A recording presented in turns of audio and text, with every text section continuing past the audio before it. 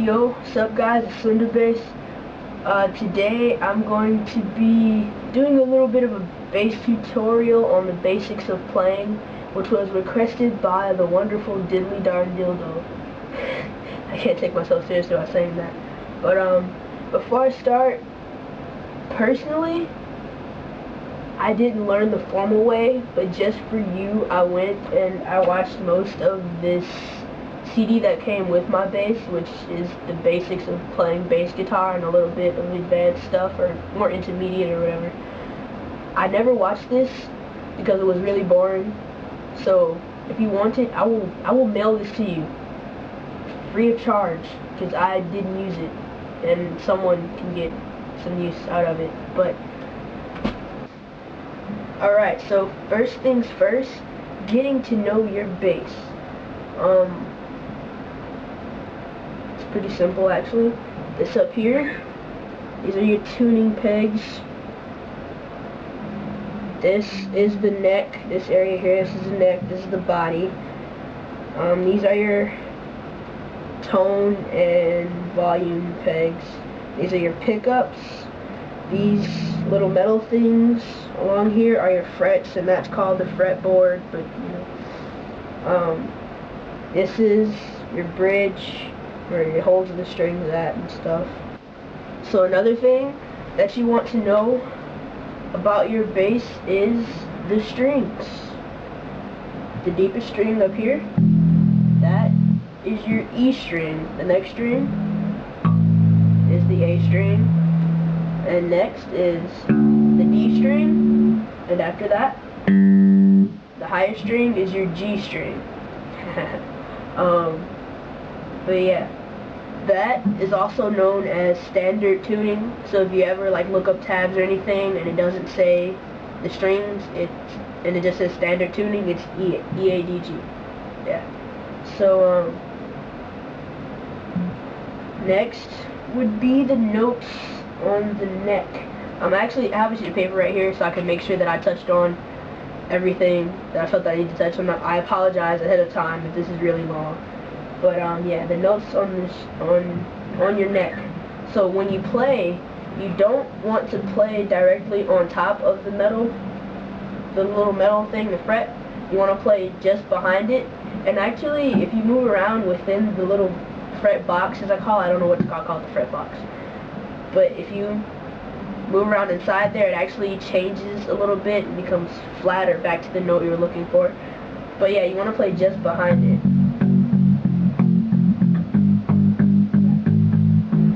But yeah, so the notes are E, open string E,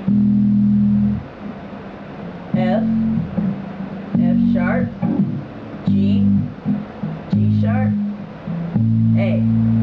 Now, the 5th fret of each string will be the open string, for the next string. So, for instance, 5th fret on the E string is A.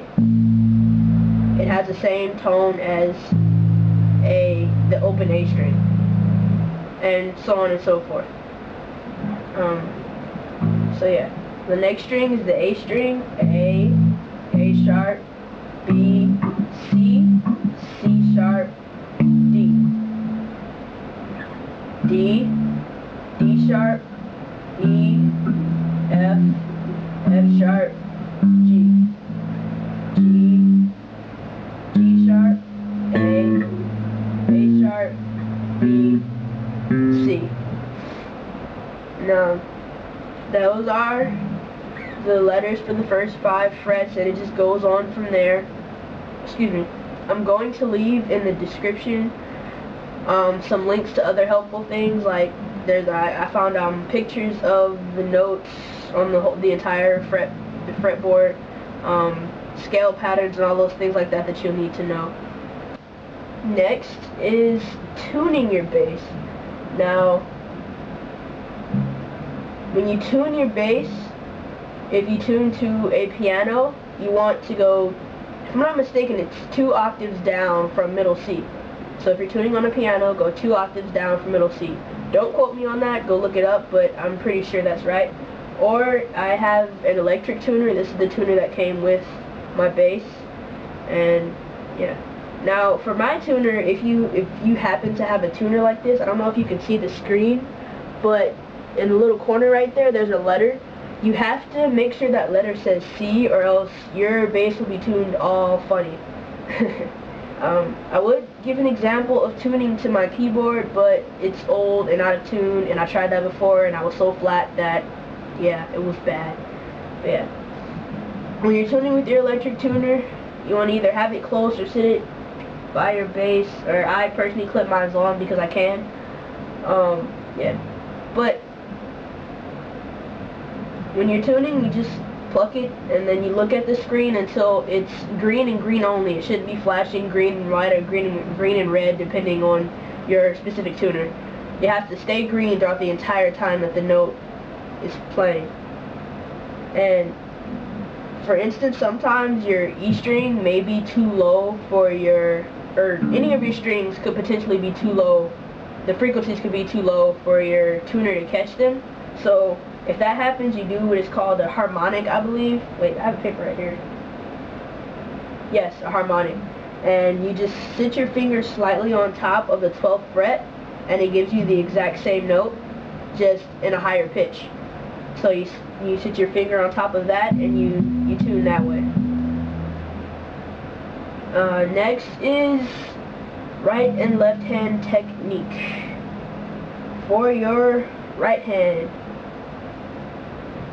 if you're finger picking, whatever, you want to find a comfort spot. Personally, I sit my thumb on top of my pickups, you know, just let it rest there, and then I play that way.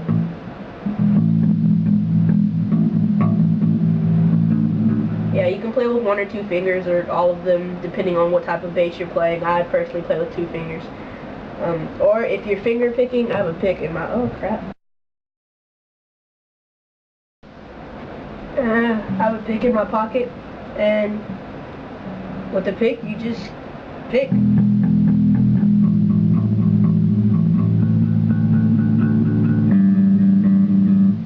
Yeah.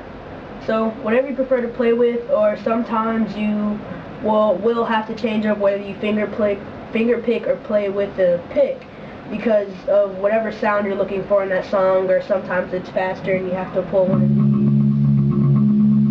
you know. So it's a bit more difficult to do that with your fingers, but it's possible. Let's see. I think I can do it. Yeah. So it's possible. It's just a bit easier to do with the pick. Or if you're playing like metal bass or something, you want to get that digga digga digga digga digga sound, you know, you'll probably want to play with the pick. But yeah, that's that. Let's see. Next is first and half position. Now, I saw these on the video, so I thought I would relate them unto you. Personally, when I'm playing, I don't pay attention to positions and all that stuff. But like I said before, I taught myself to play in a really cheesy way. I just learned a bunch of different songs, and whatever techniques were in that song, I would play it until I mastered it, and that worked for me. But if you want to learn to play formally, then you probably want to listen to the things that I'm saying, because I got them straight from that video. So, if I'm not mistaken, half position is when you start up here at the first fret, and you play first finger, second finger, third finger, fourth finger. And then first position is when you start at the second fret, and you play first finger, second finger, third finger, fourth finger.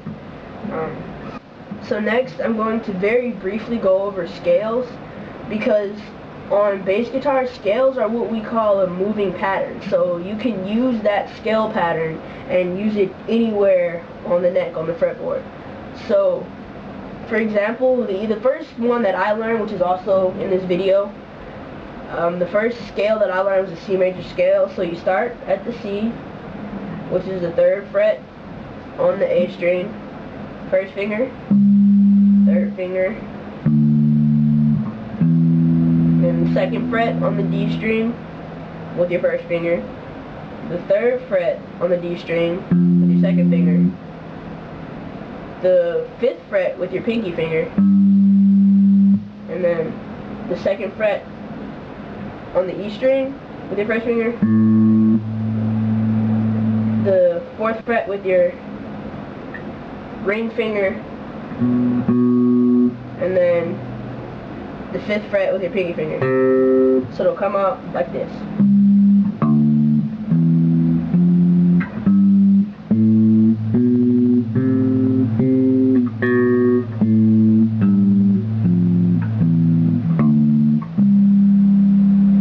Yep. So, yeah. That's that. And another thing, really quickly, that was a C major scale. But another thing really quickly is when you're playing, like with your left hand, you want to make sure that you're using like more so the tops of your fingers rather than holding it flat like this, because when you're playing, it makes it a lot easier when you're holding it with the tips of your fingers, because you can move around easier, you can use more force to hold it down, and it's not as hard to go and play between strings, because if your fingers are all over all the strings like this, you know, it's going to be a tad bit difficult to move around, see, you know. But yeah, so it's back to the scale patterns. I have a picture of scale patterns too, so I'll be putting that in the description as well. And like I said, they can be moved all over the fretboard. So if I wanted to use that same pattern just in a different place, like I'll just go down here.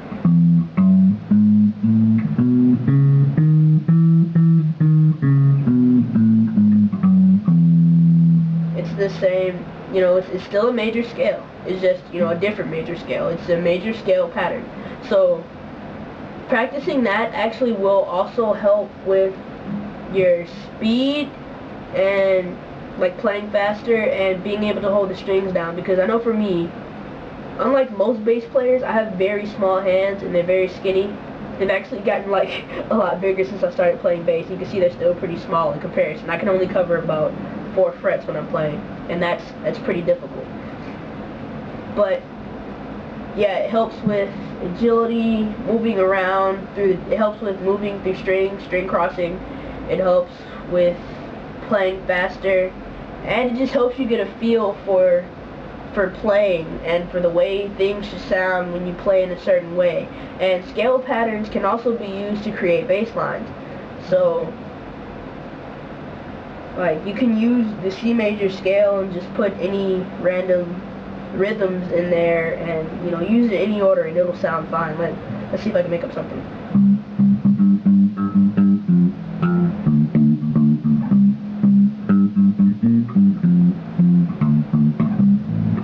Yeah, so you can just, yeah, it's not a very hard instrument to play. It's just, you need, like with anything, you have to practice, you have to stay focused on it, you have to just stay with it, just keep practicing, stay consistent, don't quit, because some things are pretty hard. Like when I learned how to hammer on, which like I said, I learned how to play through other songs. I learned to play Lover Boy by You May at 6, and it's actually a different tuning, but I can still hammer on, so it's whatever.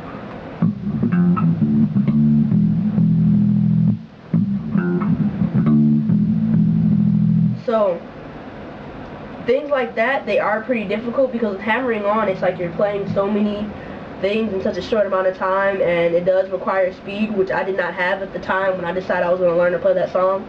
But because I knew that that was something that I wanted to learn, I was like, you know what, I'm going to just sit here and I'm going to practice this over and over and over and over again, and my fingers, they started to hurt, but I've never actually gotten blisters, but I've heard they are possible, and I heard that they hurt. So be careful. If your fingers start to hurt too bad, stop playing. But yeah, I was like, I'm gonna sit here, I'm going to practice, I'm going to keep playing, and eventually it took about a half an hour and I got it down. But then after that, you know, I would put it down, come back to it, it'd be a little difficult.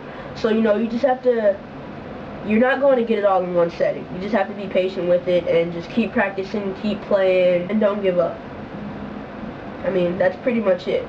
But yeah, if there was anything that I didn't cover that you want me to go over, if anyone else sees this and you have some corrections to make, or any tips for me on playing bass, because like I said, I haven't been playing very long. I've literally been playing for a year now.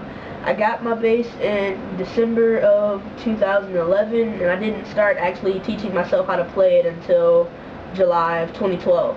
So I've literally, it's about mid-late July, but you know, I've literally been playing for a year now. So there's a lot that I don't know, so I can learn some from you all as well. So that's it. Slender Bass out.